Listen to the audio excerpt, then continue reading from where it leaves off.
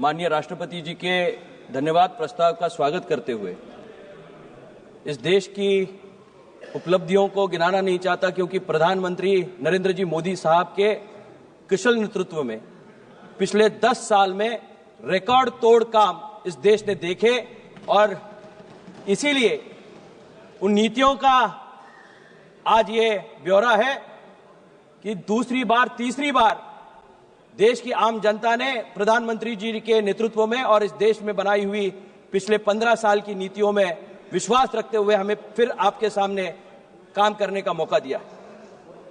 मैं राष्ट्रपति जी का अभिभाषण बहुत गौर से सुन रहा था। सर्वप्रथम मैं देश के उन शूरवीरों को जिन्होंने इस देश के लिए अपनी जान गंवाई है, जान न्यौछावर की है, उन पे उनका धन्यवाद करते हुए उनको नमन करना चाहूंगा। निश्चित रूप से ये जो अभिभाषण है ये सरकार की नीतियों का एक दर्पण है, बल्कि भविष्य का भारत कैसा होगा इसका एक दिशा दर्शक भी है। वर्तमान सरकार में यशस्वी प्रधानमंत्री नरेंद्र जी मोदी जी के नेतृत्व में आम जन, गरीब, किसान, मजदूर, अनुसूचित जाति, जनजाति, पिछड़े वर्ग के अर्थात समाज के सभी वर्गों के कल्याण की कृति की संकल्पना है। मैं आदरणीय अध्यक्ष जी किसी की और उंगली नहीं दिखाना चाहता, लेकिन कल एक विपक्ष के बड़े नेता महाराष्ट्र की राजनीति के बारे में बोल रहे थे और महाराष्ट्र में जो इलेक्टोरल पॉलिटिक्स हुआ उसके बारे में अपनी टिप्पणी कर रहे थे। आज तक के इतिहास में सबसे ज्यादा यशस्वी प्रधानमंत्री कोई होगा तो निश्चित रूप से प्रधानमंत्री नरेंद्र जी मोदी इस देश के सबसे कामयाब प्रधानमंत्रियों में गिने जाएंगे और एक रिकॉर्ड विपक्ष के नेता के नाम पे भी ये दर्ज किया जाएगा। आज तक के इतिहास में 89 चुनाव किसी के नेतृत्व में हारे होंगे तो इनके नेतृत्व में हारे और इससे पहले किसी के नेतृत्व में नहीं हारे। बहुत ही जल्द सेंचुरी हो जाएगी और उसका सेलिब्रेशन शायद ये देश में नहीं करेंगे, विदेश में करेंगे, क्योंकि देश से इनको कोई लगाव नहीं है, जुड़ाव नहीं है। ये हमेशा कल के बारे में, कल वो कह रहे थे मेक इन इंडिया और मेड इन इंडिया के बारे में उनको कंफ्यूजन है। उनको होना स्वाभाविक है।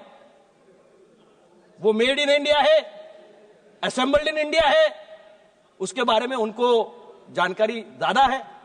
निश्चित रूप से मैं कहना चाहूंगा इस देश की धरोहर को जो जानता है, इस मिट्टी से जुड़ा हुआ है, वो निश्चित रूप से मेक इन इंडिया क्या है वो जानता है। मेड इन इंडिया इस भारत का लौह पुरुष था और निश्चित रूप से वो आगे लेके जाने का काम आज नरेंद्र जी मोदी साहब यहां कर रहे हैं।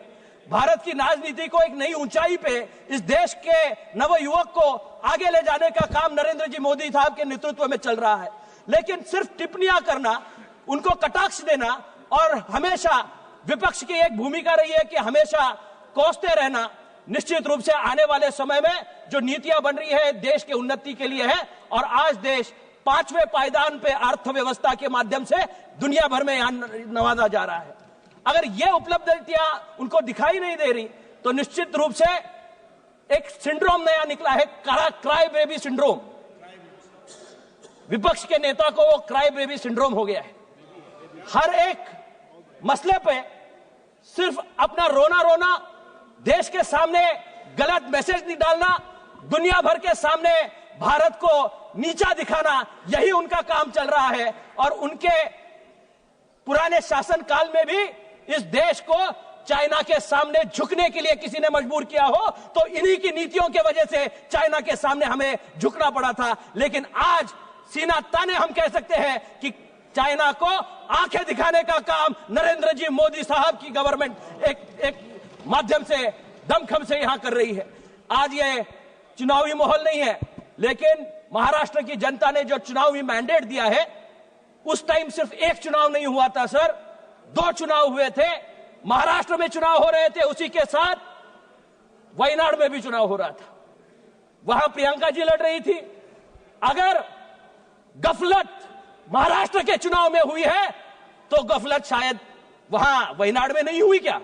वायनाड में आप उसका समर्थन करते हो, उसे लोकतंत्र का विजय मानते हो, और दूसरी तरफ लोकतंत्र के माध्यम से जिस महाराष्ट्र ने सबसे ज्यादा मैंडेट एकनाथ जी शिंदे के साहब के नेतृत्व में हुई सरकार को तब टाइम में दिया, आज देवेंद्र जी उसको आगे लेके जा रहे हैं, उसको कोसने का काम और नीचे दिखाने का काम ये कर रहे हैं। इनका लोकतंत्र में विश्वास नहीं है, इनको प्रजातंत्र में विश्वास नहीं है, इनको एक फैमिली की राजनीति में विश्वास है। और निश्चित रूप से मैं शिवसेना पार्टी की ओर से यह जरूर कहना चाहूंगा, आज जो नीतियां बनी है उसमें सर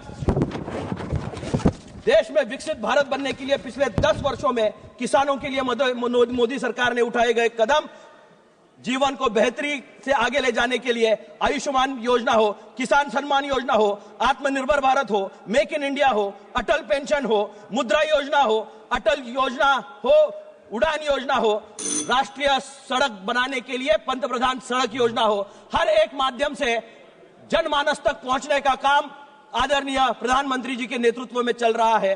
और कल भी जो आम नागरिक यहां टैक्स भुगतान करता था उसको 12 लाख तक की छूट देने का, उसको कोई टैक्स नहीं होगा। यह क्रांतिकारी निर्णय इस गवर्नमेंट ने यहां इसके माध्यम से लिया है। मैं आपके माध्यम से ये धन्यवाद करना चाहूंगा राष्ट्रपति महोदया जी का कि उन्होंने जो विवेचन करा उसमें सारी नीतियों का दर्पण उन्होंने इनके सामने रखा, लेकिन अच्छाई देखने की इनकी आदत नहीं है। भगवान करे इनको वो आदत लगे। और बहुत सारी ट्रेनें अब देश भर में चल रही है, वंदे भारत भी उसमें से एक ट्रेन है। जो भारत माता को जानता है वो वंदे भारत में बैठता है। ये हवाई जहाज से प्रदेश जाने वाले लोगों को शायद ज्यादा नहीं पता, लेकिन एक खास ट्रेन विपक्ष के कुछ चुनिंदा लोगों के लिए बनाई जाए सर, जो आज प्रयागराज में स्नान करने के लिए इनको दिया जाए, क्योंकि 75 साल में उनके जो पाप हुए हैं वो धुलने का एक ही माध्यम है, आपको प्रयागराज जाना पड़ेगा। जो सनातन धर्म है उसको समझना पड़ेगा, उसके माध्यम से अरे नहाना पड़ेगा तभी पाप धुलेंगे। भारत देश की जनता से माफी मांगनी पड़ेगी इमरजेंसी के बारे में, जो कत्लेआम हुए थे उनके बारे में, और निश्चित रूप से तभी आपको शायद मोक्ष मिले। मैं इन्हीं शब्दों के साथ शिवसेना की पार्टी की ओर से इस प्रस्ताव का समर्थन करते हुए अपने बातों को विराम देता हूं। जय हिंद, जय महाराष्ट्र।